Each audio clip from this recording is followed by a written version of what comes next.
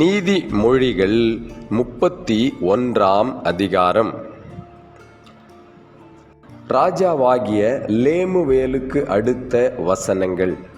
அவன் தாய் அவனுக்கு உபதேசித்த உபதேசமாவது: என் மகனே, என் கர்ப்பத்தின் குமாரனே, என் பொருத்தனைகளின் புத்திரனே, ஸ்திரீகளுக்கு உன் பெலனையும் ராஜாக்களை கெடுக்கும் காரியங்களுக்கு உன் வழிகளையும் கொடாதே. திராட்சரசம் குடிப்பது ராஜாக்களுக்கு தகுதி அல்ல. லேமுவேலே, அது ராஜாக்களுக்கு தகுதி அல்ல. மதுபானம் பிரபுக்களுக்கு தகுதி அல்ல. மதுபானம் பண்ணினால் அவர்கள் நியாய பிரமாணத்தை மறந்து சிறுமைப்படுகிறவர்களுடைய நியாயத்தையும் புரட்டுவார்கள். மடிந்து போகிறவனுக்கு மதுபானத்தையும் மனம் கசந்தவர்களுக்கு திராட்சரசத்தையும் கொடுங்கள். அவன் குடித்து தன் குறைவை மறந்து தன் வருத்தத்தை அப்புறம் நினையாதிருக்கட்டும். ஊமையனுக்காகவும் திக்கற்றவர்கள் எல்லாருடைய நியாயத்துக்காகவும் உன் வாயை திற. உன் வாயை திறந்து நீதியாய் நியாயம் தீர்த்து சிறுமையும் எளிமையுமானவனுக்கு நியாயம் செய். குணசாலியான ஸ்திரீயை கண்டுபிடிப்பவன் யார்? அவளுடைய விலை முத்துக்களை பார்க்கிலும் உயர்ந்தது. அவள் புருஷனுடைய இருதயம் அவளை நம்பும். அவன் சம்பத்து குறையாது. அவள் உயிரோடிருக்கிற நாளெல்லாம் அவனுக்கு தீமையை அல்ல, நன்மையையே செய்கிறாள்.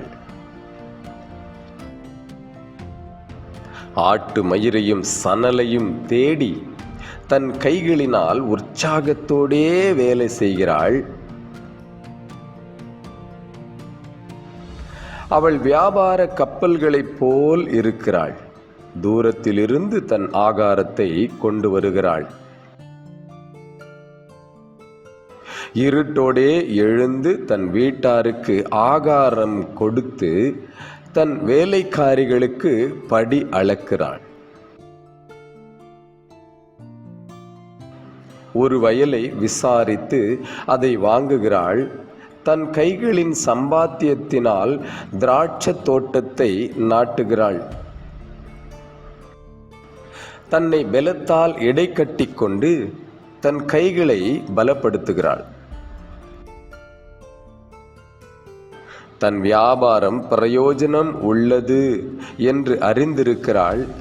இரவிலே அவள் விளக்கு அணையாதிருக்கும். தன் கைகளை ராட்டினத்தில் வைக்கிறாள். அவள் விரல்கள் கதிரை பிடிக்கும். சிறுமையானவர்களுக்கு தன் கையை திறந்து ஏழைகளுக்கு தன் கரங்களை நீட்டுகிறாள். தன் வீட்டார் அனைவருக்கும் இரட்டுப்புரை உடுப்பாய் இருக்கிறதால் தன் வீட்டாரின் நிமித்தம் குளிருக்கு பயப்படாள். இரத்தின கம்பளங்களை தனக்கு உண்டு பண்ணுகிறாள். மெல்லிய புடவையும் இரத்தாம்பரமும் அவள் உடுப்பு. தன் புருஷன் தேசத்து மூப்பர்களோடே நியாயஸ்தலங்களில் உட்கார்ந்து இருக்கையில் பேர் பெற்றவனாயிருக்கிறான். மெல்லிய புடவைகளை உண்டு பண்ணி விற்கிறாள். கச்சைகளை வர்த்தகரிடத்தில் ஒப்புவிக்கிறாள். அவள் உடை பலமும் அலங்காரமுமாயிருக்கிறது. வருங்காலத்தை பற்றியும் மகிழுகிறாள். தன் வாயை ஞானம் விளங்க திறக்கிறாள். தயை உள்ள போதகம் அவள் நாவின் மேல் இருக்கிறது. அவள் சோம்பலின் அப்பத்தை புசியாமல் தன் வீட்டு காரியம் எப்படி நடக்கிறது என்று கண்ணோக்கமாய் இருக்கிறாள். அவள் பிள்ளைகள் எழும்பி அவளை பாக்கியவதி என்கிறார்கள்.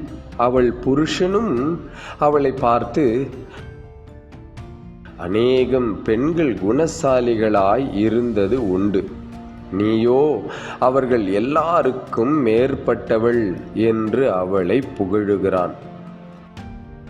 சௌந்தரியம் வஞ்சனையுள்ளது, அழகும் வீண். கர்த்தருக்கு பயப்படுகிற ஸ்திரீயே புகழப்படுவாள்.